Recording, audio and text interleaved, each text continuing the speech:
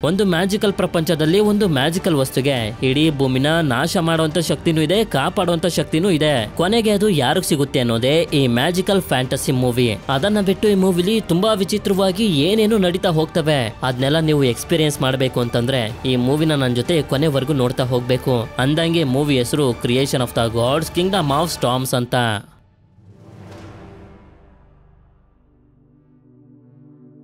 ಮೂವಿಯ ಮೊದಲ ಸೀನ್ನಲ್ಲಿ ನಮ್ಗೆ ಹೇಳ್ತಾ ಹೋಗ್ತಾರೆ, ನೋವಾ ಅನ್ನೋ ದೇವತೆ ಮನುಷ್ಯರನ್ನ ಮಣ್ಣಿನಿಂದ ಸೃಷ್ಟಿ ಮಾಡಿದ್ರು. ಆದ್ರೆ ಆ ದೇವತೆ ಭೂಮಿನ ಬಿಟ್ಟು ಹೋಗೋದಕ್ಕಿಂತ ಮುಂಚೆ ಫೆಂಗ್ ಶೆಂಗ್ ಬ್ಯಾಂಗ್ ಅನ್ನೋ ಒಂದು ಸ್ಕ್ರೋಲರ್ ಅನ್ನ, ಅಂದ್ರೆ ಮೆಸೇಜ್ ಇರುವಂತ ಒಂದು ಬಟ್ಟೆನ ಬಿಟ್ಟು ಹೋದ್ರು.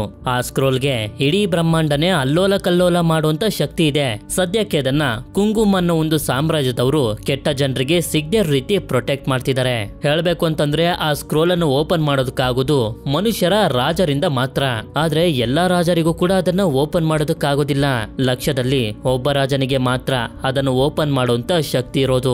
ಅಷ್ಟೇ ಅಲ್ಲದೆ ಚೈನಾದ ನಾರ್ತ್ ಭಾಗದಲ್ಲಿ ಶ್ಯಾಂಗ್ ಡೈನಸ್ಟಿ ಅನ್ನೋ ಒಂದು ಸಾಮ್ರಾಜ್ಯ ಇದೆ. ಈ ಸಾಮ್ರಾಜ್ಯದ ಕೆಳಗಡೆ ಇನ್ನೂ ಕೂಡ ಸಣ್ಣ ಪುಟ್ಟ ತುಂಬಾ ಸಾಮ್ರಾಜ್ಯಗಳು ಬರ್ತವೆ. ಆದ್ರೆ ಆ ಸಣ್ಣ ಪುಟ್ಟ ಸಾಮ್ರಾಜ್ಯಗಳೆಲ್ಲ ಸೇರಿ ಶ್ಯಾಂಗ್ ಡೈನಸ್ಟಿಯ ರಾಜನನ್ನೇ ತಮ್ಮ ರಾಜನಾಗಿ ಒಪ್ಕೊಂಡು 500 ವರ್ಷಗಳ ಕಾಲ ಸೇವೆನ ಮಾಡಿದ್ರು. ಆದ್ರೆ ಈಗ ಜಿ ಜಾವ್ ಅನ್ನೋ ಒಂದು ಸಣ್ಣ ಸಾಮ್ರಾಜ್ಯದವರು ನಾವಿನ್ ಮುಂದೆ ಶ್ಯಾಂಗ್ ಡೈನಸ್ಟಿಯ ಸೇವೆನ ಮಾಡೋದಿಲ್ಲ ಅಂತ ಹೇಳ್ತಿದ್ದಾರೆ.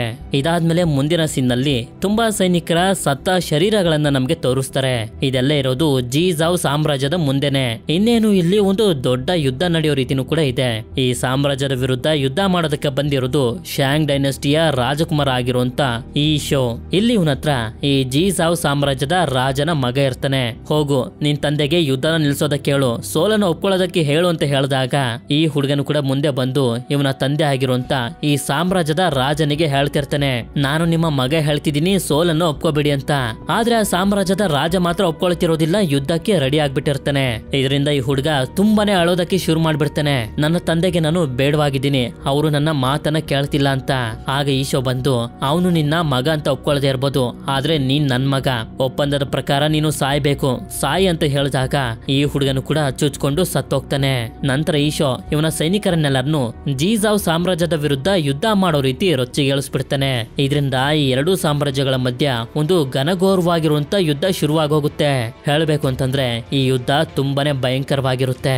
ಆದ್ರೆ ಹೀಗೆ ಯುದ್ಧ ಮಾಡ್ತಾ ಮಾಡ್ತಾ ಬೆಂಕಿಗಳು ಹತ್ಕೊಂಡಿದ್ರಿಂದ ಈಶೋ ಸೈನಿಕರು ಸಾಮ್ರಾಜ್ಯದ ಒಳಗಡೆ ಹೋಗೋದಕ್ಕಾಗ್ತಿರೋದಿಲ್ಲ. ಕುದುರೆಗಳು ಹೆದರ್ಕೊಳ್ತಿರ್ತವೆ. ಇದೇ ಸಮಯದಲ್ಲಿ ಈಶೋ ಸೈನಿಕರಲ್ಲಿರುವಂತ ಕಫತ್ ಅನ್ನೋ ಒಬ್ಬ ಸೈನಿಕನನ್ನ ನಮ್ಗೆ ತೋರಿಸ್ತಾರೆ.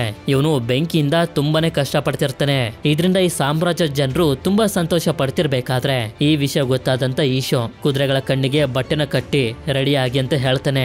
ಈ ಕಡೆ ಜಿ ಜಾವ್ ಸಾಮ್ರಾಜ್ಯದವರೆಲ್ಲರೂ ಅವರು ಹೊಟ್ಟೋದ್ರು ಅಂತ ಅನ್ಕೊಳ್ತಿರ್ಬೇಕಾದ್ರೆ ಅದೇ ಸಮಯಕ್ಕೆ ಈಶೋ ತನ್ನ ಸೈನಿಕರನ್ನ ಕರ್ಕೊಂಡು ಸಾಮ್ರಾಜ್ಯದ ಒಳಗಡೆನೆ ಬಂದು ಈ ಸೈನಿಕರ ಜೊತೆ ಎಲ್ಲ ಯುದ್ಧ ಮಾಡ್ತಾ ಕೊನೆಗೂ ಈ ಸಾಮ್ರಾಜ್ಯನ ತನ್ನ ವಶಕ್ಕೆ ತಗೊಳ್ತಾನೆ. ನಂತರ ಈಶೋ ಈ ಸಾಮ್ರಾಜ್ಯದ ರಾಜನ ಜೊತೆ ಯುದ್ಧ ಮಾಡ್ತಿರ್ಬೇಕಾದ್ರೆ ಬೆಟ್ಟಗಳ ಒಳಗಡೆ ಇರುವಂತ ಒಂದು ಮ್ಯಾಜಿಕಲ್ ವಸ್ತುನ ನಮ್ಗೆ ತೋರಿಸ್ತಾರೆ. ಹೀಗೆ ಯುದ್ಧ ಮಾಡ್ತಾ ಮಾಡ್ತಾ ಈಶೋ ರಕ್ತ ಬಂದು ಈ ಮ್ಯಾಜಿಕಲ್ ವಸ್ತು ಮೇಲೆ ಬೆಳೆತಿದ್ದಂಗಿನೇ ಏನೋ ಆಗ್ತಿರುತ್ತೆ. ಅದೇ ಸಮಯಕ್ಕೆ ಇಲ್ಲೇ ಈ ಜಿ ಜಾವ್ ಸಾಮ್ರಾಜ್ಯದ ರಾಜನ ಮಗಳಾಗಿರುವಂತ ಸು ದಾಜಿನ ನಮ್ಗೆ ತೋರಿಸ್ತಾರೆ. ಇವರ ಸಾಮ್ರಾಜ್ಯ ನಾಶ ಆಗ್ತಿರೋದನ್ನ ನೋಡಿ ಇವಳಿಗೆ ಚುಚ್ಕೊಂಡು ಸತ್ತೋಗ್ತಾಳೆ. ಅದೇ ಸಮಯಕ್ಕೆ ಹಿಮನು ಕೂಡ ಕುಸಿಯೋದಕ್ಕೆ ಶುರು ಆಗ್ಬಿಟ್ಟಿರುತ್ತೆ. ಇದಾದ್ಮೇಲೆ ಸ್ವಲ್ಪ ಹೊತ್ತಿನ ನಂತರ ನಮ್ಗೆ ತೋರಿಸ್ತಾರೆ ಸು ದಾಜಿ ಇನ್ನು ಕೂಡ ಬದುಕಿರ್ತಾಳೆ, ಹೇಗೆ ಅಂತ ಗೊತ್ತಿಲ್ಲ.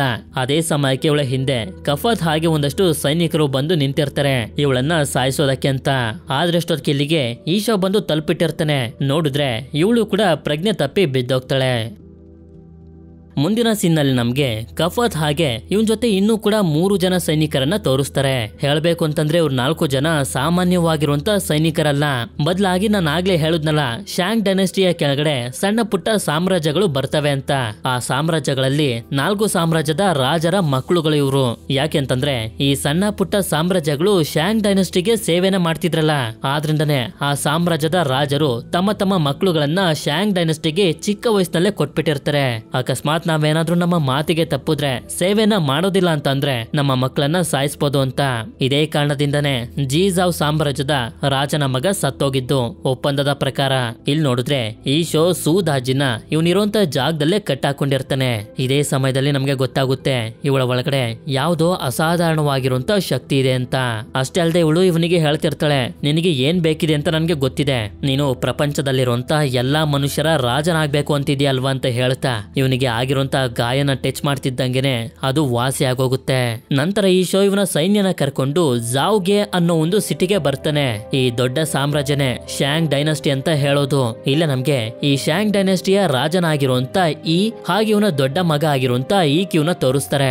ಇಲ್ಲಿ ಹೇಳ್ಬೇಕು ಅಂತಂದ್ರೆ ಈ ಶೋ ರಾಜನ ಎರಡನೇ ಮಗ. ಅಂದ್ರೆ ಇವನು ರಾಜ ಆಗೋದು ತುಂಬಾನೇ ಕಷ್ಟ. ಯಾಕೆಂತಂದ್ರೆ ರಾಜನಿಗೆ ತನ್ನ ಮೊದಲನೇ ಮಗ ಇದಾನಲ್ಲ ಅವನು ರಾಜ ಆಗ್ತಾನೆ.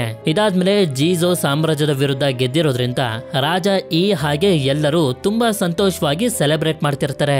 ಹೀಗೆ ಎಲ್ಲ ನಡೀತಿರ್ಬೇಕಾದ್ರೆ ರಾಜನ ಮೊದಲನೇ ಮಗ ಬಂದು ಇದ್ದಕ್ಕಿದ್ದಂಗೆನೆ ರಾಜನಿಗೆ ಚುಚ್ಚಿ ಸಾಯಿಸ್ಬಿಡ್ತಾನೆ. ಯಾರಿಗೂ ಕೂಡ ಅರ್ಥನೇ ಆಗ್ತಿರೋದಿಲ್ಲ ಏನಕ್ಕೆ ಇವನು ಈ ರೀತಿ ಹುಚ್ಚನ್ ರೀತಿ ಆಡ್ತಿದ್ದಾನೆ ಅಂತ. ಆಗ ನಮ್ಗೆ ತೋರಿಸ್ತಾರೆ ಇವನ ಕಣ್ಣು ಕೂಡ ಹಸಿರು ಬಣ್ಣಕ್ಕೆ ತಿರುಗಿದೆ ಅಂತ. ಇದೇ ಸಮಯದಲ್ಲಿ ಹೇಗೋ ಮಾಡಿ ಕಫತ್ ಬಂದು ಇವನನ್ನ ಸಾಯಿಸ್ಬಿಡ್ತಾನೆ. ಆಗ ಈ ಶೋ ಇವನ ಪ್ರಾಣನ ಕಾಪಾಡಿರೋದಕ್ಕೆ ಕಫತ್ಗೆ ಧನ್ಯವಾದ ಹೇಳ್ತಾನೆ. ಅಷ್ಟೇ ಅಲ್ಲದೆ ಇವನ ತಂದೆ ಈ ರೀತಿ ಸತ್ತೋಗಿರೋದಕ್ಕೆ ತುಂಬಾ ದುಃಖ ಕೂಡ ಪಡ್ತಿರ್ತಾನೆ. ನಂತರ ಸೀನ್ ಕುಂಗುಮ್ ಸಾಮ್ರಾಜ್ಯಕ್ಕೆ ಶಿಫ್ಟ್ ಆದಾಗ ಇಲ್ಲಿ ನಮ್ಗೆ 11 ಸಾಧು ವ್ಯಕ್ತಿಗಳನ್ನ ತೋರಿಸ್ತಾರೆ. ಅದೇ ದೇವತೆ ಆಗಿರುವಂತ ನೋವಾ ಫೆಂಕ್ಷನ್ ಬ್ಯಾಂಕ್ ನ ಪ್ರೊಟೆಕ್ಟ್ ಮಾಡೋದಕ್ಕೆ ಬಿಟ್ಟು ಹೋಗಿದ್ರಲ್ಲ ಅದನ್ನ ಪ್ರೊಟೆಕ್ಟ್ ಮಾಡ್ತಿರೋದೆ ಈ 11 ಸಾಧು ವ್ಯಕ್ತಿಗಳು. ಇಲ್ಲಿ ಇವರಿಗೆ ಗೊತ್ತಾಗ್ತಿರುತ್ತೆ ಭೂಮಿಲಿ ಏನೋ ಸರಿಯಿಲ್ಲ, ಇನ್ನೇನು ನಾಶ ಆಗೋದ್ರಲ್ಲಿದೆ ಅಂತ. ಅದೇ ಸಮಯಕ್ಕೆ ಮತ್ತೊಬ್ಬ ಸಾಧು ವ್ಯಕ್ತಿ ಆಗಿರುವಂತ ಜಿಯಾಂಗ್ ತನ್ನ ಶಿಷ್ಯರಾಗಿರುವಂತ ನೀಜಾ ಹಾಗೆ ಯಾಂಗ್ ಜೊತೆ ಇಲ್ಲಿಗೆ ಬರ್ತಾನೆ. ಆಕ್ಚುಲಿ ಇವನ ಕೆಲಸ ಏನು ಅಂತಂದ್ರೆ ಮನುಷ್ಯರ ಒಬ್ಬ ಒಳ್ಳೆ ರಾಜನನ್ನು ಹುಡುಕಿ ಫೆಂಕ್ಷನ್ ಬ್ಯಾಂಕ್ ನ ತಗೊಂಡು ಹೋಗಿ ಅವರಿಗೆ ಕೊಟ್ಟು ಈ ಪ್ರಪಂಚ ನಾಶ ಆಗದ ರೀತಿ ನೋಡ್ಕೊಳ್ಳೋದು. ಯಾಕೆಂತಂದ್ರೆ ಈ ಫೆಂಕ್ಷನ್ ಬ್ಯಾಂಗುಗೆ ಪ್ರಪಂಚನ ಕಾಪಾಡುವಂತ ಶಕ್ತಿನೂ ಕೂಡ ಇರುತ್ತೆ. ಈಗ ಭೂಮಿ ನಾಶ ಆಗ್ತಿರೋದ್ರಿಂದ ಅದನ್ನ ತಗೊಂಡು ಹೋಗಿ ಒಬ್ಬ ರಾಜನ್ಗೆ ಕೊಡ್ತೀನಿ ಅಂತ ಜಿಯಾಂಗ್ ಹೇಳ್ತಿರ್ತಾನೆ. ಆದ್ರೆ ಇಲ್ಲಿ ಪ್ರಾಬ್ಲಮ್ ಏನು ಅಂತಂದ್ರೆ ಅದನ್ನ ಮುಟ್ತಿದ್ದಂಗೆನೆ ಯಾರು ಮುಟ್ತಾರೋ ಅವ್ರ ಒಳಗಡೆ ಇರುವಂತ ಮ್ಯಾಜಿಕಲ್ ಶಕ್ತಿಗಳೆಲ್ಲ ಹೊಟ್ಟೋಗ್ತವೆ. ಆದ್ರೂ ಕೂಡ ಜಿಯಾಂಗ್ ತಲೆ ಕೆಡ್ಸ್ಕೊಳ್ಳೋದಕ್ಕೆ ಹೋಗೋದಿಲ್ಲ. ಇದರಿಂದ ಸರಿ ಅಂತ ಹೇಳಿ 11 ಸಾಧು ವ್ಯಕ್ತಿಗಳು ಫೆಂಕ್ಷನ್ ಬ್ಯಾಂಕ್ ನ ಇವನಿಗೆ ಕೊಡ್ತಿದ್ದಂಗೆನೆ ಇವನು ಕೂಡ ಮುಟ್ತಾನೆ. ಇವನ ಶಕ್ತಿಗಳೆಲ್ಲ ಹೋಗಿ ವಯಸ್ಸಾಗ್ತಿರುತ್ತೆ. ಇಲ್ಲಿ ನೋಡಿದ್ರೆ ಸತ್ತೋಗಿರುವಂತ ರಾಜ ಹಾಗೆ ಅವನ ಮೊದಲನೇ ಮಗನಿಗೆ ಅಂತಿಮ ಸಂಸ್ಕಾರವನ್ನ ಮಾಡ್ತಿರ್ತಾರೆ. ಅಷ್ಟೇ ಅಲ್ಲದೆ ಈಗ ಉಳ್ಕೊಂಡಿರೋದು ರಾಜನ ಕೊನೆ ಮಗ ಆಗಿರುವಂತ ಈಶೋ ಮಾತ್ರ ಆಗಿರೋದ್ರಿಂದ ಇವನೇ ಸಾಮ್ರಾಜ್ಯಕ್ಕೆ ರಾಜ ಕೂಡ ಆಗ್ತಿರ್ತಾನೆ. ಹೀಗೆ ಪಟ್ಟಾಭಿಷೇಕ ನಡೀತಿರ್ಬೇಕಾದ್ರೆ ಈಶೋ ಚಿಕ್ಕಪ್ಪ ಆಗಿರುವಂತ ಬೀಗಾನ್ ಈ ಸಾಮ್ರಾಜ್ಯದ ಭವಿಷ್ಯವನ್ನ ಒಂದು ಪವಿತ್ರವಾಗಿರುವಂತ ವಸ್ತುವಿಂದ ನೋಡೋದಕ್ಕೆ ಶುರು ಮಾಡ್ತಾರೆ. ಹೀಗೆ ನೋಡ್ತಿರ್ಬೇಕಾದ್ರೆ ಈ ಹೊಸ್ತು ಒಡೆದೋಗುತ್ತೆ. ಹಾಗೆ ಆಕಾಶದಲ್ಲಿರುವಂತ ಸೂರ್ಯನು ಕೂಡ ಹಸಿರು ಬಣ್ಣಕ್ಕೆ ತಿರುಗ್ಬಿಡುತ್ತೆ. ಇದರಿಂದ ಎಲ್ಲರೂ ಗಾಬರಿ ಪಡ್ಕೊಳ್ತಿರ್ಬೇಕಾದ್ರೆ ಬೀಗನ್ ಬಂದು ಈ ಶೋಗೆ ಹೇಳೋದಕ್ಕೆ ಶುರು ಮಾಡ್ತಾನೆ. ರಾಜರಾಗಿದ್ದಂತ ನಿನ್ನ ತಂದೆನ ಅವರ ಮೊದಲನೇ ಮಗನೇ ಸಾಯಿಸಿರೋದ್ರಿಂದ ನಮ್ಮ ಸಾಮ್ರಾಜ್ಯಕ್ಕೆ ಒಂದು ಶಾಪ ತಟ್ಟಿದೆ. ಇದರಿಂದ ಇನ್ನ ಸ್ವಲ್ಪ ದಿನಗಳಲ್ಲೇ ನಮ್ಮ ವಂಶ ಹಾಗೆ ಸಾಮ್ರಾಜ್ಯ ಸರ್ವನಾಶ ಆಗೋಗುತ್ತೆ. ಇದನ್ನ ತಡೆಯೋದಕ್ಕೆ ಇರೋದು ಒಂದೇ ಒಂದು ದಾರಿ. ಅದೇನು ಅಂತಂದ್ರೆ ಈಗ ರಾಜ ಆಗಿರುವಂತ ನೀನು ನಿನ್ನ ಪ್ರಾಣನ ತ್ಯಾಗ ಮಾಡಿ ಈ ಶಾಪನ ಮುರಿಬೇಕು ಅಂತ. ಆಗ ಈಶೋ ಮಗ ಆಗಿರುವಂತ ಇಂಜಿಯೋ ಹೇಳ್ತಾನೆ, ನನ್ನನ್ನ ರಾಜನಾಗಿ ಮಾಡಿ ನಿಮ್ಮ ಬದಲಾಗಿ ನನ್ನ ಪ್ರಾಣನ ತ್ಯಾಗ ಮಾಡಿ ಸಾಯ್ತೀನಿ ಅಂತ. ಆದ್ರೆ ಈಶೋದಕ್ಕೆ ಒಪ್ಕೊಳ್ಳೋದಿಲ್ಲ. ನನ್ನ ಪ್ರಾಣನ ನಾನು ತ್ಯಾಗ ಮಾಡೋದಕ್ಕೆ ರೆಡಿ ಆಗಿದ್ದೀನಿ, ಸಾಮ್ರಾಜ್ಯಕ್ಕೋಸ್ಕರ ಏನ್ ಬೇಕಾದ್ರೂ ಮಾಡ್ತೀನಿ ಅಂತ ಹೇಳ್ತಿದ್ದಂಗೆನೆ ಎಲ್ಲನೂ ನಾರ್ಮಲ್ ಆಗುತ್ತೆ. ಹಾಗೆ ಸಾಮ್ರಾಜ್ಯದ ಜನರಿಗೆ ಈಶೋ ಮೇಲೆ ಗೌರವನು ಕೂಡ ಜಾಸ್ತಿ ಆಗುತ್ತೆ. ನಂತರ ಇದೇ ದಿನ ರಾತ್ರಿ ಇಂಜಿಯೋ ಇವನ ತಾಯಿ ಜೊತೆ ಇರ್ತಾನೆ.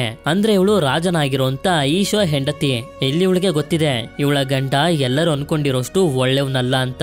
ಇದಾದ್ಮೇಲೆ ಇಂಜಿಯೋ ನಾನು ಹೋಗಿ ತಂದೆನ ಕರ್ಕೊಂಡ್ ಬರ್ತೀನಿ, ಒಟ್ಟಿಗೆ ಊಟ ಮಾಡೋಣ ಅಂತ ಹೇಳಿ ಹೋಗ್ತಿರ್ಬೇಕಾದ್ರೆ ಏನೋ ಶಬ್ದ ಬಂತು ಅಂತ ಸೈನಿಕರ ಜೊತೆ ಬಂದು ನೋಡ್ತಾನೆ. ಮನುಷ್ಯರ ಮಾಂಸನ ತಿಂತಿರುವಂತ ವಿಚಿತ್ರವಾಗಿರುವಂತ ಬಿಳಿ ನರಿ ಇವರಿಗೆ ಕಾಣಿಸುತ್ತೆ. ಅದನ್ನ ಸಾಯಿಸೋದಕ್ಕೆ ಫಾಲೋ ಮಾಡಿದ್ರೆ ಆ ನರಿ ಸೀದಾ ರಾಜನ ರೂಮ್ ನ ಒಳಗಡೆ ಹೊಟ್ಟೋಗುತ್ತೆ. ಇದರಿಂದ ಈ ಶೋ ನನ್ನ ತಂದೆನ ಕಾಪಾಡಬೇಕು ಅಂತ ಕಫತ್ನು ಕೂಡ ಜೊತೆಲ್ ಕರ್ಕೊಂಡು ಹೋಗ್ತಿರ್ತಾನೆ. ಆದ್ರೆ ಕಫತ್ ಹೇಳ್ತಿರ್ತಾನೆ ಇಷ್ಟೊತ್ತಲ್ಲಿ ಅವರ ರೂಮ್ಗೆ ಹೋಗೋದು ಒಳ್ಳೇದಲ್ಲ ಅಂತ. ಆದ್ರೂ ಕೂಡ ಇವನು ಕೇಳದೆ ಈ ಶೋ ರೂಮ್ಗೆ ಬಂದು ನೋಡಿದ್ರೆ ಇಲ್ಲಿ ಇವರಿಗೆ ಯಾವುದೇ ತರದ ನರಿ ಸಿಗೋದಿಲ್ಲ. ಆದ್ರೆ ಇಂಜಿಯೋಗ್ ಮಾತ್ರ ಸೂದಾಜಿನ ಇವನ ತಂದೆಯ ರೂಮ್ ನಲ್ಲಿ ನೋಡಿ ಸ್ವಲ್ಪನೂ ಕೂಡ ಇಷ್ಟ ಆಗೋದಿಲ್ಲ. ಇದರಿಂದ ಹೊರಗಡೆ ಬಂದ್ಬಿಡ್ತಾನೆ. ಇದೇ ಸಮಯದಲ್ಲಿ ನಮ್ಗೆ ಗೊತ್ತಾಗುತ್ತೆ ಇಂಜಿಯೋ ಹಾಗೆ ಕಫತ್ ಇಬ್ರು ಕೂಡ ತುಂಬಾ ಕ್ಲೋಸ್ ಫ್ರೆಂಡ್ಸ್ ಗಳು ಅಂತ. ಮುಂದಿನ ಸೀನ್ ನಲ್ಲಿ ವೆಸ್ಟ್ ಸಾಮ್ರಾಜ್ಯದ ರಾಜನಾಗಿ ರಾಜನಾಗಿರುವಂತ ಜಿ ಚಾಂಗ್ ನ ನಮ್ಗೆ ತೋರಿಸ್ತಾರೆ. ಆಕ್ಚುಲಿ ಇವನು ಬೇರೆ ಯಾರು ಅಲ್ಲ, ಕಫಾತ್ ನ ನಿಜವಾದ ತಂದೆ. ಅಷ್ಟೇ ಅಲ್ಲದೆ ಇಲ್ಲೇ ನಮ್ಗೆ ಕಫಾತ್ ನ ಅಣ್ಣನಾಗಿರುವಂತ ಬೋಯಿಕಾನು ಕೂಡ ತೋರಿಸ್ತಾರೆ. ಬೋಯಿಕಾ ಇವನ ತಂದೆಗೆ ಹೇಳ್ತಿರ್ತಾನೆ ಶಾಂಗ್ ಡೈನಸ್ಟಿಯ ರಾಜ ಎಲ್ಲಾ ಸಾಮ್ರಾಜ್ಯದವರನ್ನ ಮೀಟಿಂಗ್ ಗೆ ಕರೆದಿದ್ದಾನೆ ಅಂತ. ಇಲ್ಲಿ ಹೇಳಬೇಕು ಅಂತಂದ್ರೆ ಯಾವ ಸಾಮ್ರಾಜ್ಯದವ್ರಿಗೂ ಕೂಡ ಶಾಂಗ್ ಡೈನಸ್ಟಿನ ಕಂಡ್ರೆ ಸ್ವಲ್ಪನೂ ಇಷ್ಟ ಇಲ್ಲ. ಆದ್ರೆ ಅವರು ಹೇಳಿದ್ದನ್ನ ಕೇಳಿಲ್ಲ ಅಂತಂದ್ರೆ ಎಲ್ಲರನ್ನೂ ಸಾಯಿಸ್ಬಿಡ್ತಾರೆ. ಇಲ್ಲಿ ಜಿ ಚಾಂಗ್ ಮಾತ್ರ ಒಂದೇ ಒಂದು ಕಾರಣಕ್ಕೆ ತುಂಬಾ ಸಂತೋಷವಾಗಿ ಶಾಂಗ್ ಡೈನಸ್ಟಿಗೆ ಹೋಗ್ತಿರ್ತಾನೆ. ಯಾಕೆ ಅಂತಂದ್ರೆ ತುಂಬಾ ವರ್ಷಗಳ ನಂತರ ನನ್ನ ಮಗನಾಗಿರುವಂತ ಕಫಾತ್ ನ ನೋಡ್ಬೋದು ಅಂತ. ಬೋಯಿಕಾಗೂ ಕೂಡ ಇವನ ತಮ್ಮ ಅಂದ್ರೆ ತುಂಬಾನೇ ಪ್ರೀತಿ. ನಂತರ ನನ್ ಬರೋವರೆಗೂ ಸಾಮ್ರಾಜ್ಯನ ಚೆನ್ನಾಗಿ ನೋಡ್ಕೊ ಅಂತ ಬೋಯಿಕಾಗೆ ಹೇಳಿ ಜಿ ಚಾಂಗ್ ಶಾಂಗ್ ಡೈನಸ್ಟಿ ಕಡೆಗೆ ಹೋಗ್ತಿರ್ತಾನೆ. ಇಲ್ಲಿ ನೋಡಿದ್ರೆ ಜಿಯಾಂಗ್ ತನ್ನ ಶಿಷ್ಯರ ಜೊತೆ ಶಾಂಗ್ ಡೈನಸ್ಟಿಗೆ ಬಂದಿರ್ತಾನೆ. ಫೆಂಗ್ ಜಾಂಗ್ ಬ್ಯಾಂಗ್ ನ ಟಚ್ ಮಾಡ್ತಿದ್ದಂಗೆ ಇವನಿಗೆ ತುಂಬಾ ವಯಸ್ಸಾಗೋಗಿರುತ್ತೆ. ಈಗ ಅದನ್ನ ರಾಜನಾಗಿರುವಂತ ಈಶೋಗೆ ಕೊಡೋದಕ್ಕೆ ಬಂದಿರೋದು. ನಂತರ ಇಲ್ಲೇ ಇದ್ದಂತ ಒಬ್ಬ ಸೈನಿಕನಿಗೆ ಒಂದು ಮ್ಯಾಜಿಕಲ್ ಫ್ರೂಟ್ ಅನ್ನ ಕೊಟ್ಟು ನನ್ನ ರಾಜನ ಹತ್ರ ಕರ್ಕೊಂಡು ಹೋಗು ಅಂತ ಹೇಳಿದಾಗ ಅವನು ಕೂಡ ಒಪ್ಕೊಳ್ತಾನೆ. ಅಷ್ಟೇ ಅಲ್ಲದೆ ಇದೇ ಜಾಗದಲ್ಲಿ ಕಫಾತ್ ಆಗಿ ಇಂಜಿಯನ್ನು ಕೂಡ ಇರ್ತಾರೆ. ಇಲ್ಲಿ ಇವರಿಬ್ರಿಗೂ ಸ್ವಲ್ಪನೇ ಅನ್ಸೋದಕ್ಕೆ ಶುರುವಾಗಿರುತ್ತೆ ಈ ಸಾಮ್ರಾಜ್ಯದಲ್ಲಿ ಏನು ಸರಿಲ್ಲ ಅಂತ. ಹಾಗೆ ಈ ಕಡೆ ನೋಡಿದ್ರೆ ಇವ್ರ 3 ಜನರನ್ನು ಒಂದು ಜಾಗಕ್ಕೆ ಕರ್ಕೊಂಡ್ ಬರ್ತಾರೆ. ಇಲ್ಲಿ ಸ್ಯಾಕ್ರಿಫೈಸಿಂಗ್ ಪೈರ್ ಅನ್ನೋ ಒಂದು ಬಿಲ್ಡಿಂಗ್ ಅನ್ನ ಕಟ್ತಿರ್ತಾರೆ. ಇದನ್ನ ದೇವತೆಗಳಿಗೆ ಬಲಿ ಕೊಡೋದಕ್ಕೋಸ್ಕರ ಕಟ್ಟಿಸ್ತಿರೋದು. ಇದನ್ನ ಕಟ್ಟೋದಕ್ಕೆ ಜನರಿಗೆ ತುಂಬಾನೇ ಹಿಂಸೆ ಕೊಟ್ಟು ಕಟ್ಟಿಸ್ತಿರ್ತಾರೆ. ಇಲ್ಲಿರುವಂತ ಸೈನಿಕರು ಇವ್ರ 3 ಜನರನ್ನು ಕೂಡ ಕೆಲಸ ಮಾಡೋದಕ್ಕೆ ಹಾಕೋದಕ್ಕೆ ನೋಡಿದಾಗ ನೀಜಾ ಮತ್ತೆ ಯಾಂಗ್ ಅವ್ರ ಜೊತೆ ಫೈಟ್ ಮಾಡೋದಕ್ಕೆ ಶುರು ಮಾಡ್ತಾರೆ. ಇದೇ ಸಮಯದಲ್ಲಿ ಮೇಲಕ್ಕೆ ಎತ್ಕೊಂಡು ಹೋಗ್ತಿರುವಂತ ಮರಗಳು ಕೆಳಗಡೆ ಬೀಳ್ತಿರ್ಬೇಕಾದ್ರೆ ನೀಜಾ ಮತ್ತೆ ಯಾಂಗ್ ಇವರ ಪವರ್ ಅನ್ನ ಯೂಸ್ ಮಾಡ್ಕೊಂಡು ಜನರನ್ನ ಅದರಿಂದ ಕಾಪಾಡ್ತಾರೆ. ಇದನ್ನೆಲ್ಲ ಇಲ್ಲೇ ಇರುವಂತ ಇಂಜಿಯೋ ಹಾಗೆ ಕಫಾತ್ ಕೂಡ ನೋಡ್ತಾರೆ. ಇಲ್ಲಿ ನೋಡಿದ್ರೆ ಅರಮನೆ ಒಳಗಡೆ ಶೆನ್ ಅನ್ನೋ ಒಬ್ಬ ಮೆಜಿಷಿಯನ್ ಇವನ ತಲೆನ ಕಟ್ ಮಾಡಿ ಅದನ್ನ ತೇಲೋ ರೀತಿ ಮಾಡ್ತಾ ರಾಜ ಈಶೋಗೆ ಮ್ಯಾಜಿಕ್ ಶೋನ ತೋರಿಸ್ತಿರ್ತಾನೆ. ಇಲ್ಲಿ ಈಶೋನು ಕೂಡ ನನಗೂ ದೇವತೆಗಳ ರೀತಿ ಮ್ಯಾಜಿಕಲ್ ಶಕ್ತಿ ಇರ್ಬೇಕಿತ್ತು ಅಂತ ಅನ್ಕೋತಿರ್ತಾನೆ. ಅದೇ ಸಮಯಕ್ಕೆ ಜಿಯಾಂಗ್ ಹಾಗೆ ಇವನ ಶಿಷ್ಯರನ್ನ ಇಲ್ಲಿಗೆ ಕರ್ಕೊಂಡ್ ಬಂದಾಗ ಇವನು ಕೂಡ ಫೆಂಕ್ಷನ್ ಬ್ಯಾಂಗ್ ನ ತೋರಿಸಿ ಹೇಳ್ತಾ ಹೋಗ್ತಾನೆ ಭೂಮಿಯ ಸಮತೋಲನ ಹಾಳಾಗಿ ನಾಶ ಆಗೋದ್ರಲ್ಲಿದೆ. ಏನು ಆಗ್ಬಾರ್ದು, ಸುರಕ್ಷಿತವಾಗಿರ್ಬೇಕು ಅಂತಂದ್ರೆ ಒಬ್ಬ ಒಳ್ಳೆ ರಾಜ ಇದನ್ನ ಓಪನ್ ಮಾಡ್ಬೇಕು ಅಂತ. ಆಗ ಅದನ್ನ ನೋಡ್ದಂತ ಶೆನ್ ಹೇಳ್ತಾ ಹೋಗ್ತಾನೆ ಹೌದು, ಇದ್ರ ಬಗ್ಗೆ ನಾನು ಕೂಡ ಕೇಳ್ತೀನಿ. ಇದ್ರ ಒಳಗಡೆ ಅಪಾರವಾಗಿರುವಂತ ಶಕ್ತಿಗಳು ಇದಾವೆ. ಎಷ್ಟು ಜನರನ್ನ ಬಲಿ ಕೊಡ್ತೀವೋ ಅಷ್ಟೇ ಇದ್ರ ಶಕ್ತಿನೂ ಕೂಡ ಜಾಸ್ತಿ ಆಗ್ತಾ ಹೋಗುತ್ತೆ. ಅಷ್ಟೇ ಅಲ್ಲದೆ ಇದನ್ನ ಓಪನ್ ಮಾಡುವಂತ ರಾಜನಿಗೂ ಕೂಡ ಅಸಾಧಾರಣವಾಗಿರುವಂತಹ ಶಕ್ತಿಗಳು ಸಿಗ್ತಾವೆ ಅಂತ ಹೇಳ್ತಿದ್ದಂಗೆನೆ ಆದ್ರಿಂದ ಇದನ್ನ ಚೆಕ್ ಮಾಡ್ಬೇಕು ಅಂತ ಈಶೋ ಇಲ್ಲೇ ಪಕ್ಕದಲ್ಲಿದ್ದಂತ ಒಬ್ಬ ಅಮಾಯಕ ವ್ಯಕ್ತಿನ ಸಾಯಿಸ್ತಿದ್ದಂಗೆನೆ ಆ ವ್ಯಕ್ತಿಯ ಆತ್ಮ ಹೋಗಿ ಫೆಂಕ್ಷನ್ ಬ್ಯಾಂಕ್ ನ ಒಳಗಡೆ ಸೇರ್ಕೋತಿದ್ದಂಗೆನೆ ಇದ್ರ ಶಕ್ತಿ ಜಾಸ್ತಿ ಆಗೋಗುತ್ತೆ. ಇದನ್ನೆಲ್ಲ ನೋಡ್ದಂತ ಜಿಯಾನ್ಗೆ ಇಷ್ಟೊತ್ತಿಗೆ ಅರ್ಥ ಆಗೋಗಿರುತ್ತೆ ನಾನ್ ಅನ್ಕೊಂಡಿರೋಷ್ಟು ಒಳ್ಳೆ ರಾಜ ಅಲ್ಲ ಈ ಈಶೋ ಅಂತ. ಅದಕ್ಕೆ ಇದನ್ನ ಹೇಗೆ ಓಪನ್ ಮಾಡುದು ನಾನ್ ನಿಮ್ಗೆ ತೋರಿಸ್ಕೊಡ್ತೀನಿ ಅಂತ ಹೇಳ್ತಾ ಅವರನ್ನ ಯಾಮಾರಿಸ್ತಾ ಫೆಂಕ್ಷನ್ ಬ್ಯಾಂಕ್ ನ ಎತ್ಕೊಂಡು ಹೋಗೋದಕ್ಕೆ ಪ್ರಯತ್ನ ಪಡ್ತಿರ್ತಾನೆ. ಆದ್ರೆ ಸೈನಿಕರು ಬಿಡೋದಿಲ್ಲ. ಇದರಿಂದ ನೀಜಾ ಮತ್ತೆ ಯಾಂಗ್ ಆ ಸೈನಿಕರ ಜೊತೆ ಎಲ್ಲ ಫೈಟ್ ಮಾಡ್ತಾ ಹೇಗೋ ಮಾಡಿ ಜಿಯಾಂಗ್ ನ ಹೊರಗಡೆ ಕಳಿಸ್ಕೊಡ್ತಾರೆ. ಅದಕ್ಕೆ ಫೆಂಕ್ಷನ್ ಬ್ಯಾಂಕ್ ನ ಕಿತ್ಕೊಂಡ್ ಬರೋದಕ್ಕೆ ರಾಜ ಇಂಜಿಯೋ ಹಾಗೆ ಕಫತ್ ನ ಕಳಿಸ್ತಾನೆ. ಈ ಕಡೆ ನೋಡಿದ್ರೆ ನೀಜಾ ಮತ್ತೆ ಯಾಂಗ್ ಕೂಡ ಸೈನಿಕರ ಜೊತೆ ಫೈಟ್ ಮಾಡ್ತಾ ಇವರು ಕೂಡ ತಪ್ಪಿಸ್ಕೊಂಡು ಹೊಟ್ಟೋಗ್ತಾರೆ. ಈ ಕಡೆ ಜಿಯಾಂಗ್ ನ ಫಾಲೋ ಮಾಡ್ತಾ ಮಾಡ್ತಾ ಬಂದಾಗ ಇಂಜಿಯೋ ನೋಡ್ತಾನೆ ಅವನು ಬೆಟ್ಟಗಳ ತುದಿಯಿಂದ ತಪ್ಪಿಸ್ಕೊಂಡು ಹೋಗ್ತಿರ್ತಾನೆ. ಇವನು ಕೂಡ ಇಲ್ಲಿಗೆ ಬಂದಾಗ ಜಿಯಾಂಗ್ ಇವನಿಗೆ ಅರ್ಥ ಮಾಡಿಸ್ತಿರ್ತಾನೆ ನಿನ್ನ ತಂದೆ ಒಳ್ಳೆಯವನಲ್ಲ, ಫೆಂಕ್ಷನ್ ಬ್ಯಾಂಕ್ ನ ಅವನಿಗೆ ಕೊಟ್ರೆ ಪ್ರಪಂಚ ಇನ್ನೂ ಕೂಡ ಬೇಗ ನಾಶ ಆಗೋಗುತ್ತೆ ಅಂತ. ಏನೇ ಆದ್ರೂ ಪರವಾಗಿಲ್ಲ ಅದನ್ನ ಕೊಡ್ಲೇಬೇಕು ಅಂತ ಕಿತ್ಕೊಳ್ಳೋದಕ್ಕೆ ನೋಡಿದಾಗ ಇಂಜಿಯೋ ಕೆಳಗಡೆ ಬೆಳೋದ್ರಲ್ಲಿರ್ತಾನೆ. ಆದ್ರೆ ಜಿಯಾಂಗ್ ಇವನನ್ನ ಕಾಪಾಡ್ಕೊಳ್ತಾನೆ. ಇವನು ಕೂಡ ಇನ್ನೇನು ಬೆಳಬೇಕು ಅಂತ ಅನ್ಕೊಳ್ಳೋಷ್ಟರಲ್ಲಿ ಕಫಾತ್ ಬಂದು ಇಬ್ಬರನ್ನು ಕೂಡ ಕಾಪಾಡ್ತಾನೆ. ಇಷ್ಟೆಲ್ಲ ಆಗಿದ್ರು ಕೂಡ ಇಂಜಿಯೋ ಕೇಳ್ತಾನೆ ಇರೋದಿಲ್ಲ. ಫೆಂಕ್ಷನ್ ಬ್ಯಾಂಕ್ ನ ಕೊಟ್ಬಿಡು ಅಂತಾನೆ ಹೇಳ್ತಿರ್ತಾನೆ. ಇದರಿಂದ ನೀಜಾ ಹಾಗೆ ಯಾಂಗ್ ಬಂದು ಇವನನ್ನ ಕಟ್ಟಾಕ್ತಾರೆ. ಅದಕ್ಕೆ ಅವನನ್ನ ಬಿಡಿಸ್ಕೊಳ್ಳೋದಕ್ಕೆ ಕಫಾತ್ ಫೆಂಕ್ಷನ್ ಬ್ಯಾಂಕ್ ನ ಕೆಳಗಡೆ ಹಾಕ್ತಾನೆ. ಅದನ್ನ ಕಾಪಾಡೋದಕ್ಕೆ ಜಿಯಾಂಗ್ ಕೂಡ ಕೆಳಗಡೆ ಬಿದ್ದು ನೀರಿನ ಆಳಕ್ಕೆ ಹೋಗ್ತಿರ್ಬೇಕಾದ್ರೆ ನೀಜಾ ಹಾಗೆ ಯಾಂಗ್ ಅವನನ್ನ ಕಾಪಾಡ್ಕೊಳ್ತಾರೆ. ಇಲ್ಲಿ ಮೆಜಿಷಿಯನ್ ಆಗಿರುವಂತ ಶೆನ್ ಗೋಲ್ಡನ್ ಟರ್ಟಲ್ ಅನ್ನೋ ಒಂದು ಐಲ್ಯಾಂಡ್ ಗೆ ಬಂದು ಇವನ ಮಾಸ್ಟರ್ ಗೆ ಹೇಳ್ತಿರ್ತಾನೆ ನಾನು ಫೆಂಕ್ಷನ್ ಬ್ಯಾಂಕ್ ನ ಹುಡುಕ್ಬಿಟ್ಟೆ, ಅದನ್ನ ಪಡ್ಕೊಳ್ಳೋದಕ್ಕೆ ನನಗೆ ಶಕ್ತಿಗಳು ಬೇಕು ಅಂತ. ಇವನ ಮಾಸ್ಟರ್ ಯಾರು ಅಂತ ನಮ್ಗೆ ತೋರಿಸ್ತಿರೋದಿಲ್ಲ. ಆದ್ರೆ ಇವನ ಮಾಸ್ಟರ್ ಇವನಿಗೆ ಕೇಳಿರುವಂತ ಶಕ್ತಿಗಳನ್ನ ಕೊಡ್ತಾರೆ. ಇಲ್ಲಿ ನೋಡಿದ್ರೆ ಕಾಡ್ನಲ್ಲಿ ಕಫತ್ ಆಗಿ ಇಂಜಿಯೋ ಒಂದು ಗುಹೆ ಒಳಗಡೆ ರೆಸ್ಟ್ ಮಾಡ್ತಿರ್ತಾರೆ. ಇನ್ನೊಂದ್ ಕಡೆ ನೋಡಿದ್ರೆ ಜಿಯಾಂಗ್ ಇವನ ಶಿಷ್ಯಂದರಿಗೆ ಹೇಳ್ತಿರ್ತಾನೆ ನಾನು ಇಂಜಿಯೋ ಕೈಯನ್ನ ಮುಟ್ತಿದ್ದಂಗೆನೆ ನನಗೆ ಗೊತ್ತಾಗೋಯ್ತು ಅವನು ಶಾಂಗ್ ಡೈನಸ್ಟಿಯ ಮುಂದಿನ ರಾಜನಾಗ್ತಾನೆ. ಆದ್ರೆ ಅವನ ತಂದೆಯ ರೀತಿ ಆಗೋದಿಲ್ಲ, ಒಬ್ಬ ಒಳ್ಳೆಯ ರಾಜ ಆಗ್ತಾನೆ. ಅವನಿಗೇನೆ ಫೆಂಕ್ಷನ್ ಬ್ಯಾಂಕ್ ಅನ್ನ ಓಪನ್ ಮಾಡುವಂತ ಶಕ್ತಿ ಇರೋದು ಅಂತ. ಅದೇ ಸಮಯಕ್ಕೆ ಭೂಮಿ ಮೇಲೆ ಒಂದು ದೊಡ್ಡ ಸಿಡಿಲು ಬೀಳುತ್ತೆ. ಈ ಕಡೆ ಇದೇ ಕಾಡಿನ ಮತ್ತೊಂದು ಜಾಗದಲ್ಲಿ ನಮ್ಗೆ ತೋರಿಸ್ತಾರೆ ಜಿ ಚಾಂಗ್ ಶಾಂಗ್ ಡೈನಸ್ಟಿ ಕಡೆಗೆ ಹೋಗ್ತಿರ್ಬೇಕಾದ್ರೆ ಯಾವ್ದೋ ಮಗು ಅಳ್ತಿರುವಂತ ಶಬ್ದ ಕೇಳಿಸ್ತು ಅಂತ ಅಲ್ಲಿಂದ ಸ್ವಲ್ಪ ಮುಂದೆ ಬಂದು ನೋಡಿದ್ರೆ ಒಂದು ರಾಕ್ಷಸ ಮಗು ಅಳ್ತಿರುತ್ತೆ. ಸುತ್ತಮುತ್ತ ಇದ್ರ ತಂದೆ ತಾಯಿ ಯಾರು ಕಾಣಿಸ್ತಿರೋದಿಲ್ಲ. ಇದನ್ನ ನೋಡಿ ಇವನಿಗೆ ತುಂಬಾ ಪಾಪ ಅನ್ಸಿ ಕರುಣೆಯಿಂದ ಇದನ್ನ ಎತ್ಕೊಂಡು ಮಡ್ಲಲ್ಲಿ ಹಿಡ್ಕೋತಾನೆ. ಆದ್ರೆ ಅದೇ ಸಮಯಕ್ಕೆ ಇಲ್ಲಿಗೆ ಬಂದಂತ ಯಾಂಗ್ ಮತ್ತೆ ನೀಸಾ ಇದು ರಾಕ್ಷಸ ಮಗು, ಮೊದ್ಲು ಸಾಯಿಸ್ಬಿಡಿ ಅಂತ ಹೇಳ್ತಿರ್ತಾರೆ. ಆದ್ರೆ ಇವನ್ ಮಾತ್ರ ಒಪ್ಕೊಳ್ತಿರೋದಿಲ್ಲ. ಇದು ರಾಕ್ಷಸ ಮಗುನೇ ಆಗಿರ್ಬೋದು, ಆದ್ರೆ ಇದನ್ನ ಹೇಗೆ ಬೆಳೆಸ್ತೀವಿ ಅನ್ನೋದ್ರ ಮೇಲೆನೆ ಇದು ರಾಕ್ಷಸ ಆಗುತ್ತಾ ಇಲ್ಲಂತಂದ್ರೆ ಒಂದು ಒಳ್ಳೆ ಪ್ರಾಣಿ ಆಗುತ್ತಂತ ಡಿಸೈಡ್ ಮಾಡೋದಕ್ಕಾಗೋದು ಅಂತ. ಆಗ ಇಲ್ಲಿಗೆ ಬಂದಂತ ಜಿಯಾಂಗ್ ಕೂಡ ಇದನ್ನ ಒಪ್ಕೊಳ್ತಾನೆ. ಹೌದು, ನೀವು ಹೇಳ್ತಿರೋದು ನಿಜನೇ. ಈ ಮಗುನ ನಾವು ಕುಂಕುಮ್ ಸಾಮ್ರಾಜ್ಯಕ್ಕೆ ಕರ್ಕೊಂಡೋಗಿ ಬೆಳೆಸ್ತೀವಿ ಅಂತಂದಾಗ ಜಿಚಾನ್ಗೂ ಕೂಡ ಗೊತ್ತಿರುತ್ತೆ ಕುಂಕುಮ್ ಸಾಮ್ರಾಜ್ಯ ಒಂದು ಪವಿತ್ರವಾಗಿರುವಂತ ಸಾಮ್ರಾಜ್ಯ ಅಂತ. ಅದಕ್ಕೆ ಮಗುನ ಕೊಡ್ತಾನೆ. ಆದ್ರೆ ಈಸ್ಕೊಳ್ಳೋದಕ್ಕಿಂತ ಮುಂಚೆ ಈ ಮಗುಗೆ ನೀವೇ ಹೆಸರನ್ನ ಇಡಿ ಅಂತ ಜಿಯಾಂಗ್ ಹೇಳಿದಾಗ ಸರಿ ಅಂತ ಹೇಳಿ ಜಿಚಾಂಗ್ ಈ ಮಗುಗೆ ಲಿಜೇನ್ ಅಂತ ಹೆಸರಿಡ್ತಾನೆ. ನಂತರ ಮಗುನ ನೀಸಾ ಹಾಗೆ ಯಾಂಗ್ ಕುಂಕುಮ್ ಸಾಮ್ರಾಜ್ಯಕ್ಕೆ ಕರ್ಕೊಂಡು ಹೋಗ್ತಾರೆ. ಇದಾದ್ಮೇಲೆ ಸಣ್ಣ ಸಣ್ಣ ಸಾಮ್ರಾಜ್ಯಗಳಿರ್ತಾವಲ್ಲ, ಅದ್ರಲ್ಲಿ ಇನ್ನು ಕೂಡ 3 ಸಾಮ್ರಾಜ್ಯದ ರಾಜರು ಇಲ್ಲಿಗೆ ಬಂದು ತಲುಪ್ತಾರೆ. ಶಾಂಗ್ ಡೈನಸ್ಟಿಗೆ ಹೋಗೋದಕ್ಕಿಂತ ಮುಂಚೆ ಮೀಟಿಂಗ್ ಅನ್ನ ಮಾಡೋದಕ್ಕೆ. ಅಂದ್ರೆ ಜಿಚಾಂಗ್ ಕೂಡ ಸೇರಿಸಿ 4 ಸಾಮ್ರಾಜ್ಯದ ರಾಜರಾದ್ರು. ಆದ್ರೆ ಅವ್ರಿರುವಂತ ಜಾಗದ ಪಕ್ಕದಲ್ಲೇನೆ ಕಫತ್ ಹಾಗೆ ಇಂಜಿಯೋ ಇರುವಂತ ಗುಹೆ ಕೂಡ ಇರೋದು. ಇಲ್ಲಿ ಇವರೆಲ್ಲರಿಗೂ ಏನನ್ನಿಸ್ತಿರುತ್ತೆ ಅಂತಂದ್ರೆ ಶಾಂಗ್ ಡೈನಸ್ಟಿಯ ರಾಜ ಹಾಗೆ ಅವನ ಮೊದಲನೇ ಮಗ ಸತ್ತಿರೋದಕ್ಕೆ ಈಶೋ ಕೈವಾಡ ಇರ್ಬೋದು. ಸ್ವಂತ ಅಣ್ಣ ಹಾಗೆ ತಂದೆನ ಸಾಯಿಸಿರುವಂತ ಅವನಿಗೆ ನಮ್ಮನ್ನ ಸಾಯಿಸೋದು ದೊಡ್ಡ ವಿಷಯ ಅಲ್ಲ, ಅದಕ್ಕೆ ಅವನ ಮೇಲೆ ಯುದ್ಧ ಮಾಡ್ಬೇಕು ಅಂತ ಅನ್ಕೊಳ್ತಿರ್ತಾರೆ. ಆದ್ರೆ ಹುಷಾರಾಗಿ ಮಾಡ್ಬೇಕು, ಯಾಕೆಂತಂದ್ರೆ ಈ ರಾಜರ ಮಕ್ಕಳೆಲ್ಲರೂ ಶಾಂಗ್ ಡೈನಸ್ಟಿಲೇ ಇದಾರಲ್ಲ. ಆದ್ರಿಂದ ಇದನ್ನೆಲ್ಲ ಪಕ್ಕದಲ್ಲೇ ಇದ್ದಂತ ಕಫತ್ ಕೂಡ ಕೇಳಿಸ್ಕೊಂಡು ಹೊರಗಡೆ ಬರ್ತಾನೆ. ಆಗ ಜಿಚಾಂಗ್ ತುಂಬಾ ವರ್ಷಗಳ ನಂತರ ಇವನ ಮಗನ್ನ ನೋಡಿ ಸಂತೋಷ ಪಡ್ತಾನೆ. ಆದ್ರೆ ಕಫತ್ ಮಾತ್ರ ನೀವೆಲ್ರೂ ರಾಜನ ಸಾಯಿಸೋದಕ್ಕೆ ಸಂಚು ಮಾಡ್ತಿದ್ರ ಅಂತ ಫೈಟ್ ಮಾಡೋದಕ್ಕೆ ಶುರು ಮಾಡ್ತಾನೆ. ಅದೇ ಸಮಯಕ್ಕೆ ಇನ್ನಷ್ಟು ಸೈನಿಕರು ಇಲ್ಲಿಗೆ ಬರ್ತಿದ್ದಂಗೆನೆ ಜಿಯಾಂಗ್ ಇಲ್ಲಿಂದ ಎಸ್ಕೇಪ್ ಆಗೋಗ್ತಾನೆ. ನಂತರ 4 ರಾಜರನ್ನ ಕರ್ಕೊಂಡು ಅರಮನೆಗೆ ಬರ್ತಾರೆ. ಇಲ್ಲಿ ಹೇಳ್ಬೇಕು ಅಂತಂದ್ರೆ ಜಿಚಾನ್ಗೆ ಭವಿಷ್ಯನ ನೋಡುವಂತ ಶಕ್ತಿ ಇರುತ್ತೆ. ಅದಕ್ಕೆ ನಾನು ಹೇಗ್ ಸಾಯ್ತೀನಿ ಹೇಳು ಅಂತ ಈಶೋ ಹೇಳಿದಾಗ ಇವನು ಕೂಡ ಭವಿಷ್ಯನ ನೋಡಿ ಹೇಳ್ತಾನೆ, ನಿನ್ನ ಸ್ವಂತದವರಿಂದನೇ ನೀನು ಸಾಯ್ತೀಯ ಅಂತ. ಇದರಿಂದ ಇವನಿಗೆ ತುಂಬಾನೇ ಕೋಪ ಬಂದು ಈ 4 ರಾಜರ ಮಕ್ಕಳು ಇರ್ತಾರಲ್ಲ ಅವರಿಗೆ ಹೇಳ್ತಾನೆ, ನಿಮ್ಮ ತಂದೆಯನ್ನ ಸಾಯಿಸಿ, ಯಾಕೆಂತಂದ್ರೆ ನೀವೆಲ್ರೂ ಚಿಕ್ಕವರಿರ್ಬೇಕಾದ್ರೆ ನನ್ಗೆ ಕೊಟ್ಬಿಟ್ಟಿದ್ರು, ನಿಮ್ಗೆ ಏನೇ ಆದ್ರೂ ಅವರು ತಲೆ ಕೆಡ್ಸ್ಕೊಳ್ಳೋದಿಲ್ಲ ಅಂತ. ಇದರಿಂದ ಒಬ್ಬ ರಾಜನ ಮಗ ಮುಂದೆ ಬಂದು ತುಂಬಾ ದುಃಖದಿಂದ ಇವನ ತಂದೆನ ಸಾಯಿಸ್ಬಿಡ್ತಾನೆ. ಇದಾದ್ಮೇಲೆ ಇನ್ನೊಬ್ಬನ ಚಾನ್ಸ್ ಬಂದಾಗ ಇವನು ಈಶೋನ ಸಾಯಿಸೋದಕ್ಕೆ ಹೋಗಿದ್ರಿಂದ ಅವನನ್ನ ಹಾಗೆ ಅವನ ತಂದೆನ ಸಾಯಿಸ್ಬಿಡ್ತಾರೆ. ಇದರಿಂದ ಕಫತ್ಗಂತೂ ತುಂಬಾನೇ ಭಯ ಆಗ್ತಿರುತ್ತೆ. ಇನ್ನ 3ನೇ ರಾಜನ ಚಾನ್ಸ್ ಬಂದಾಗ ಈ ರಾಜ ತನ್ನ ಮಗನಿಗೋಸ್ಕರ ಅವನೇ ಚುಚ್ಕೊಂಡು ಸತ್ತೋಗ್ತಾನೆ. ಈಗ ಕಫತ್ನ ಚಾನ್ಸ್ ಬರುತ್ತೆ, ಆದ್ರೆ ಇವನು ಸಾಯಿಸೋದಿಲ್ಲ. ಬದಲಾಗಿ ಈಶೋಗೆ ಹೇಳ್ತಾನೆ, ಸಾಯಿಸೋದು ಬರೀ ಚಿಕ್ಕ ಶಿಕ್ಷೆ ಆಗೋಯ್ತು, ಇವರನ್ನ ಕೂಡ ಹಾಕಿ ಚಿತ್ರಿಂಸೆ ಕೊಡ್ಬೇಕು ಅಂತ. ಅದಕ್ಕೆ ಇವನು ಕೂಡ ಸರಿ ಅಂತ ಒಪ್ಕೊಳ್ತಾನೆ. ಇದಾದ್ಮೇಲೆ ಮುಂದಿನ ಸೀನ್ ಅಲ್ಲಿ ತೋರಿಸ್ತಾರೆ ಕೂಡ ಹಾಕಿರುವಂತೆ ಇವನ ತಂದೆನ ನೋಡೋದಕ್ಕೆ ಕಫತ್ ಬರ್ತಾನೆ. ನೋಡಿದ್ರೆ ಇವನ ತಂದೆಗೆ ಚೆನ್ನಾಗಿ ಹೊಡೆದಾಕ್ಬಿಟ್ಟಿರ್ತಾರೆ. ಆದ್ರಿಂದ ಇವನು ಹೇಳ್ತಾ ಹೋಗ್ತಾನೆ, ಇವಾಗೇನೋ ನಾನ್ ನಿಮ್ಮ ಪ್ರಾಣನ ಕಾಪಾಡ್ದೆ, ಆದ್ರೆ ಪ್ರತಿ ಸಲ ಆ ರೀತಿ ಮಾಡೋದಕ್ಕಾಗೋದಿಲ್ಲ, ನಿಮ್ಮ ತಪ್ಪನ್ನ ಒಪ್ಕೋಬೇಡಿ, ಶಿಕ್ಷೆ ಕಮ್ಮಿ ಆಗುತ್ತೆ ಅಂತ. ಆದ್ರೆ ಇವನ ತಂದೆ ಮಾತ್ರ ಅದಕ್ಕೆ ಒಪ್ಕೊಳ್ತಿರೋದಿಲ್ಲ. ನಾನು ಯಾವ ತಪ್ಪನ್ನು ಕೂಡ ಮಾಡಿಲ್ಲ, ಈ ಶೋ ನೀವೆಲ್ರೂ ಅನ್ಕೊಂಡಿರೋ ರೀತಿ ಒಳ್ಳೆಯವನಲ್ಲ, ಅವನು ಏನ್ ಹೇಳ್ತಾನೋ ಅದನ್ನ ನೀವು ನಂಬ್ಕೊಂಡಿದ್ದೀರಾ ಅಷ್ಟೇ, ಟೈಮ್ ಬಂದಾಗ ಅವನು ಎಂತವನು ಅಂತ ನಿಮ್ಗೆ ಗೊತ್ತಾಗುತ್ತೆ ಅಂತ. ನಂತರ ನೋಡಿದ್ರೆ ಈ ಶೋ ಈ ಸೂದೀಜ ಮಾಯಾಜಾಲದಲ್ಲಿ ಸಿಗಾಕೋಬಿಟ್ಟಿರ್ತಾನೆ. ಆದ್ರಿಂದ ಇವನ ಹೆಂಡತಿ ಇಲ್ಲಿಗೆ ಬರ್ತಾಳೆ.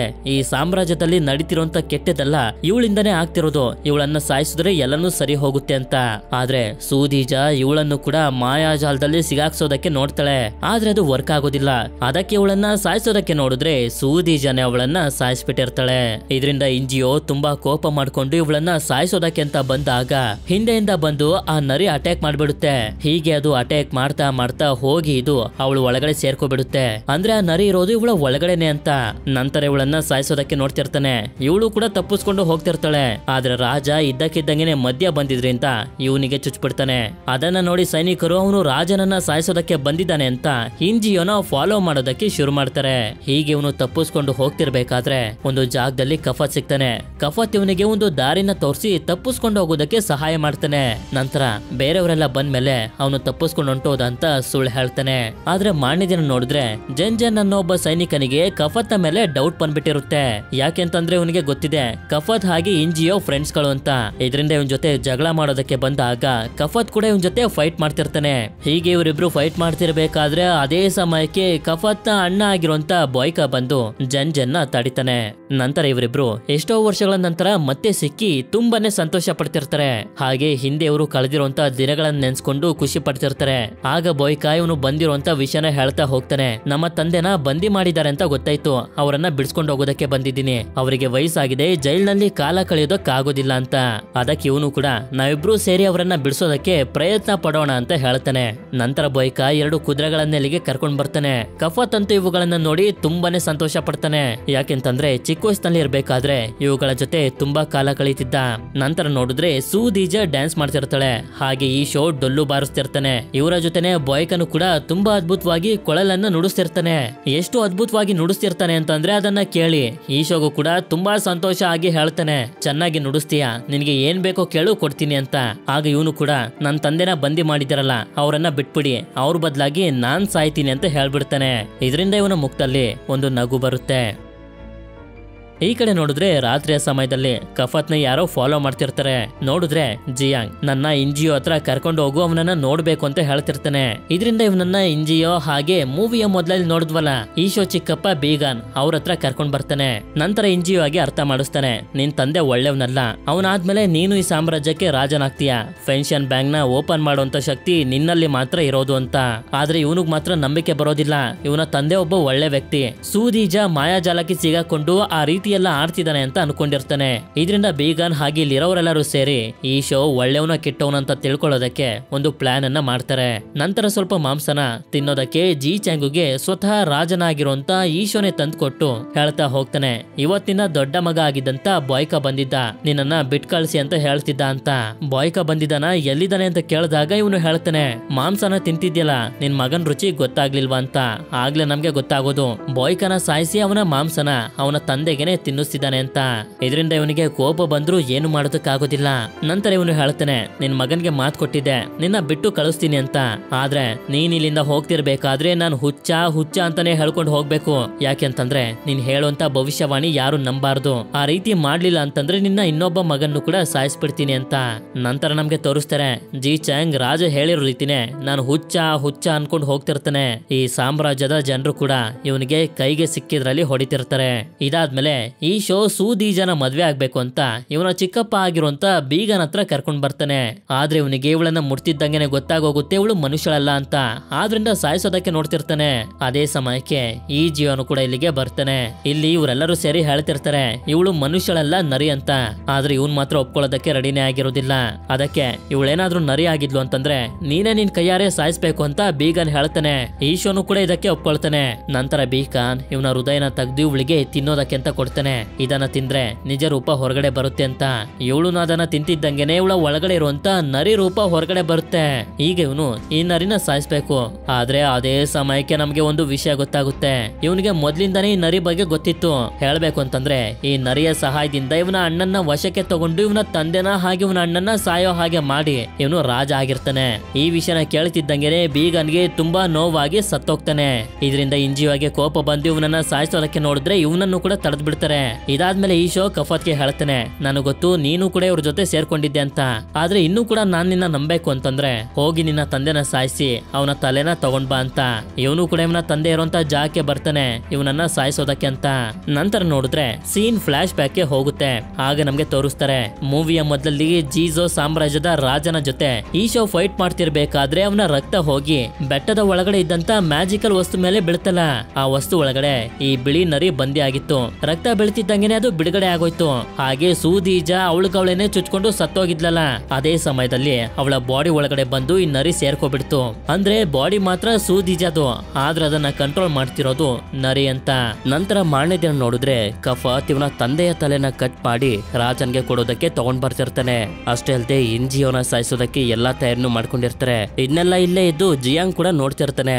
ಇನ್ನೇನು ಇವನನ್ನ ಸಾಯಿಸ್ಬೇಕು ಅಂತ ಅನ್ಕೊಳ್ಳೋಷ್ಟ್ರಲ್ಲಿ ಇಂಜಿಯೋಗೆ ಸಪೋರ್ಟ್ ಮಾಡುವಂತ ಸೈನಿಕರೆಲ್ಲ ರಾಜನ ವಿರುದ್ಧ ದಂಗೆ ಎದ್ದು ಅವನ ಸೈನಿಕರ ಜೊತೆ ಯುದ್ಧ ಮಾಡೋದಕ್ಕೆ ಶುರು ಮಾಡ್ಬಿಡ್ತಾರೆ. ಹಾಗೆ ಕಫತ್ ಅನ್ಕೊಟ್ಟಿರೋದು ನಿಜವಾದ ತಲೆ ಅಲ್ಲ. ನಂತರ ಇವನು ಕೂಡ ರಾಜ ಈಶೋನ ಸಾಯಿಸೋದಕ್ಕೆ ರೆಡಿ ಆಗ್ಬಿಡ್ತಾನೆ. ಆದ್ರೆ ಇಲ್ಲಿ ನೋಡಿದ್ರೆ ನಾವಾಗ್ಲೇ ನೋಡ್ದಂತ ಜೆಂಜನ್ ಸೀದಾ ಬಂದು ಇಂಜಿಯೋ ತಲೆನ ಕಟ್ ಮಾಡ್ಬಿಡ್ತಾನೆ.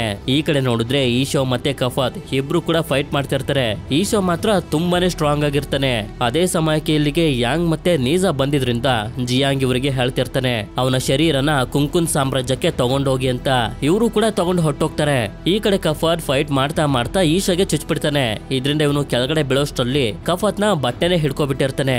ಆದ್ರೆ ಕಫಾತ್ ಬಟ್ಟೆನೆ ಕಟ್ ಮಾಡಿದ್ರಿಂದ ಅವನು ಕೆಳಗಡೆ ಬಿದ್ದು ಸತ್ತೋಗ್ತಾನೆ. ನಂತರ ಕಫಾತ್ ಹೋಗೋದಕ್ಕಿಂತ ಮುಂಚೆ ಜೆಂಜನ್ ನ ಸಾಯಿಸಿ ಜಿಯಾಂಗ್ ನು ಕೂಡ ಕರ್ಕೊಂಡು ಇವನ ಗುಂಪಿನ ಜೊತೆ ಇಲ್ಲಿಂದ ತಪ್ಪಿಸ್ಕೊಂಡು ಹೋಗ್ತಿರ್ತಾನೆ. ಅದೇ ಸಮಯಕ್ಕೆ ಮೆಜಿಷಿಯನ್ ಆಗಿರುವಂತ ಶೆನ್ ಇಲ್ಲಿಗೆ ಬಂದು 2 ಶಿಲೆಗಳಿಗೆ ಜೀವ ಬರುಸ್ತಿರ್ತಾನೆ. ಈ ಕಡೆ ತಪ್ಪಿಸ್ಕೊಂಡು ಹೋಗ್ತಿರ್ಬೇಕಾದ್ರೆ ಸ್ವಲ್ಪ ಜನರು ಕಫಾತ್ ಹಾಗೆ ಇವನ ಗುಂಪನ್ನ ತಡಿತಾರೆ. ಹಾಗೆ ಇವನು ಕೂಡ ಹೇಳ್ತಿರ್ತಾನೆ ನಾನು ರಾಜನ ಸಾಯಿಸ್ಬಿಟ್ಟಿದೀನಿ, ಅವನಿಗೆ ಹೆದರ್ಕೊಳ್ಳುವಂತ ಅವಶ್ಯಕತೆ ಇಲ್ಲ ಅಂತ. ಹಾಗೆ ಸೈನಿಕರು ಕಫಾತ್ ಗುಂಪನ್ನ ಫಾಲೋ ಮಾಡ್ತಿರುವಂತ ಜನರ ಮೇಲೆ ಅಟ್ಯಾಕ್ ಮಾಡ್ತಾ ಇವರನ್ನ ಮುಂದೆ ಹೋಗೋದಕ್ಕೆ ಬಿಡ್ತಾರೆ. ಆದ್ರೆ ಶೆನ್ ಜೀವಂತಗೊಳಿಸಿರುವಂತ ಶಿಲೆಗಳು ಹೊರಗಡೆ ಬಂದ್ಬಿಡ್ತವೆ. ಈ ಕಡೆ ನೋಡಿದ್ರೆ ಜಿಚಾಂಗ್ ಒಂದು ಕುದುರೆ ಮೇಲೆ ಇವನ ಸಾಮ್ರಾಜ್ಯದ ಕಡೆಗೆ ಹೋಗ್ತಿರ್ಬೇಕಾದ್ರೆ ದಾರಿಲಿ ಸಿಕ್ತಂತ ಈಶೋ ಸೈನಿಕರು ಇವನನ್ನ ತಡೆದು ಬಿಡ್ತಾರೆ. ಆದ್ರೆ ಅದೇ ಸಮಯಕ್ಕೆ ಆಕಾಶದಿಂದ ಯಾರೋ ಇವನ್ಗೋಸ್ಕರ ಬರ್ತಾರೆ. ಈ ಕಡೆ ನೋಡಿದ್ರೆ ಆ ಶಿಲೆಗಳು ಕಫಾತ್ ಹಾಗೆ ಇವನ ಗುಂಪನ್ನ ಫಾಲೋ ಮಾಡ್ತಿರ್ತವೆ. ಹಾಗೆ ಇಲ್ಲಿ ಆಕಾಶದಿಂದ ಬಂದಿರೋದು ಯಾರು ಅಂತ ನೋಡಿದ್ರೆ ಒಂದು ರಾಕ್ಷಸ ಜೀವಿ. ಅದು ಈ ಸೈನಿಕರ ಜೊತೆ ಎಲ್ಲ ಫೈಟ್ ಮಾಡ್ತಾ ಜಿಚಾಂಗ್ ನ ಕರ್ಕೊಂಡು ಹೊಟ್ಟೋಗುತ್ತೆ. ಈ ಕಡೆ ಹೇಗೋ ಮಾಡಿ ಒಂದು ಶಿಲೆನ ಸಾಯಿಸ್ಬಿಟ್ಟಿರ್ತಾರೆ. ಹಾಗೆ ಉಳ್ಕೊಂಡಿರುವಂತ ಇನ್ನೊಂದು ಶಿಲೆನೂ ಕೂಡ ಕಫಾತ್ ಒಬ್ನೇ ಬೇರೆ ದಾರಿಲಿ ಕರ್ಕೊಂಡ್ ಬರ್ತಾನೆ. ನೋಡಿದ್ರೆ ಇವನ ಮುಂದೆ ಒಂದು ಜಲಪಾತ ಇರುತ್ತೆ. ಆದ್ರಿಂದ ಸೀದಾ ಕುದುರೆಯ ಸಮೇತ ಅದ್ರ ಒಳಗಡೆ ಹಾರ್ಬಿಡ್ತಾನೆ. ಆ ಶಿಲೆನೂ ಕೂಡ ಇವರ ಹಿಂದೆನೆ ಬಂದ್ಬಿಡುತ್ತೆ. ಆದ್ರೆ ಸ್ವಲ್ಪ ಹೊತ್ತಿನ ನಂತರ ಶಿಲೆ ನೋಡುತ್ತೆ ಕಫಾತ್ ತಪ್ಪಿಸ್ಕೊಬಿಟ್ಟಿರ್ತಾನೆ. ಇದು ಶೆನ್ಗೂ ಕೂಡ ಗೊತ್ತಾಗೋಗುತ್ತೆ. ಆದ್ರಿಂದ ಯಾರನ್ನೋ ಕರ್ಕೊಂಡ್ ಬರೋದಕ್ಕೆ ಒಂದಷ್ಟು ಪಕ್ಷಿಗಳನ್ನ ಕಳಿಸ್ತಾನೆ. ಈ ಕಡೆ ಆ ರಾಕ್ಷಸ ಜೀವಿ ಜಿಚಾಂಗ್ ನ ಕರ್ಕೊಂಡು ಹೋಗ್ತಿರುತ್ತಲ್ಲ, ಇದು ಬೇರೆ ಯಾರು ಅಲ್ಲ, ಆಗ್ಲೇ ಕಾಡ್ನಲ್ಲಿ ಜಿಚಾಂಗ್ ಗೆ ಒಂದು ರಾಕ್ಷಸ ಮಗು ಸಿಕ್ಕಿ ಅದಕ್ಕೆ ಲಿಜೆನ್ ಅಂತ ಹೆಸರಿಟ್ಟಿದ್ನಲ್ಲ, ಅದೇ ರಾಕ್ಷಸ ಮಗು ಇದು. ಈಗ ತುಂಬಾ ಬೇಗ ಬೆಳೆದು ಬಿಟ್ಟಿರುತ್ತೆ. ಇವನು ಕೂಡ ತುಂಬಾ ಸಂತೋಷ ಪಡ್ತಾನೆ. ನಂತರ ಇದು ಇವನ ಸಾಮ್ರಾಜ್ಯಕ್ಕೆ ಕರ್ಕೊಂಡ್ ಬರುತ್ತೆ. ಈ ಕಡೆ ಕಫಾತ್ ದಡದಲ್ಲಿ ಬಂದು ಬಿದ್ದಿರ್ತಾನೆ. ಆಗ ಕುದುರೆ ಇವನ ಹತ್ರ ಬರುತ್ತೆ. ಇವನು ಕೂಡ ಕುದುರೆನ ಹತ್ತುತ್ತಿದ್ದಂಗೆನೆ ಅದು ಇವನನ್ನ ಮನೆ ಕಡೆಗೆ ಕರ್ಕೊಂಡು ಹೋಗೋದಕ್ಕೆ ಶುರು ಮಾಡುತ್ತೆ. ಹೀಗೆ ತುಂಬಾ ಹೊತ್ತು ಟ್ರಾವೆಲ್ ಮಾಡ್ತಾ ಮಾಡ್ತಾ ಇವನ ತಂದೆಯ ಸಾಮ್ರಾಜ್ಯಕ್ಕೆ ಬಂದು ತಲುಪ್ತಾನೆ. ಆಗ ಇವನ ತಂದೆ ಇವನನ್ನ ನೋಡಿ ತುಂಬಾನೇ ಸಂತೋಷ ಪಡ್ತಾರೆ. ಇಬ್ರಿಗೂ ಕೂಡ ಸಂತೋಷ ಆಗುತ್ತೆ. ಇದಾದ್ಮೇಲೆ ನಮ್ಗೆ ತೋರಿಸ್ತಾರೆ ಸೂದೀಜ ಒಳಗಡೆ ಇರುವಂತ ನರಿ ಹೊರಗಡೆ ಬಂದು ಈಶೋಗೆ ಆಗಿರುವಂತ ಗಾಯನ ನೆಕ್ತಿದ್ದಂಗೆನೆ ಇವನಿಗೆ ಮತ್ತೆ ಜೀವ ಬಂದ್ಬಿಡುತ್ತೆ. ಈ ಕಡೆ ಒಂದು ಜಾಗದಲ್ಲಿ ಕುಂತಿರುವಂತ ಜಿಯಾಂಗ್ ನೋಡ್ತಾನೆ ಶೆಂಗ್ ಕಳಿಸಿದಂತ ಪಕ್ಷಿಗಳು ಶಾಂಗ್ ಡೈನೆಸ್ಟಿಯ ಕಮಾಂಡರ್ ಆಗಿರುವಂತ ವೆನ್ಜಾಂಗ್ ನ ಕರ್ಕೊಂಡ್ ಬಂದಿರ್ತವೆ. ಇವನ ಸೈನಿಕರಂತೂ ತುಂಬಾನೇ ಸ್ಟ್ರಾಂಗ್ ಆಗಿರ್ತಾರೆ. ಅಂದ್ರೆ ಪಾರ್ಟ್ 2 ಬರುತ್ತೆ ಅಂತ ನಮ್ಗೆ ಹೇಳ್ತಿದ್ದಾರೆ. ಇಲ್ಲಿಗೆ ಈ ಮೂವಿ ಎಂಡ್ ಆಗುತ್ತೆ. ಈ ಮೂವಿ ನಿಮ್ಮೆಲ್ಲರಿಗೂ ಇಷ್ಟ ಆಗಿರುತ್ತೆ ಅಂತ ಅನ್ಕೊಂಡಿದೀನಿ. ಇಷ್ಟ ಆಗಿತ್ತು ಅಂತಂದ್ರೆ ನನಗೆ ಕಮೆಂಟ್ ಮಾಡಿ ತಿಳಿಸಿ ಈ ಮೂವಿಲಿ ಕಫಾತ್ ನ ತಂದೆಯ ಹೆಸರೇನು ಅಂತ. ಹಾಗೆ ವಿಡಿಯೋ ಇಷ್ಟ ಆಗಿತ್ತು ಅಂತ ಅಂದ್ರೆ ಲೈಕ್ ಮಾಡಿ. ಸರಿ, ಸಿಗೋಣ ಮತ್ತೊಂದು ಅಮೇಜಿಂಗ್ ಆಗಿರುವಂತ ವಿಡಿಯೋದಲ್ಲಿ. Until then stay tune, mystery explainer Kannada.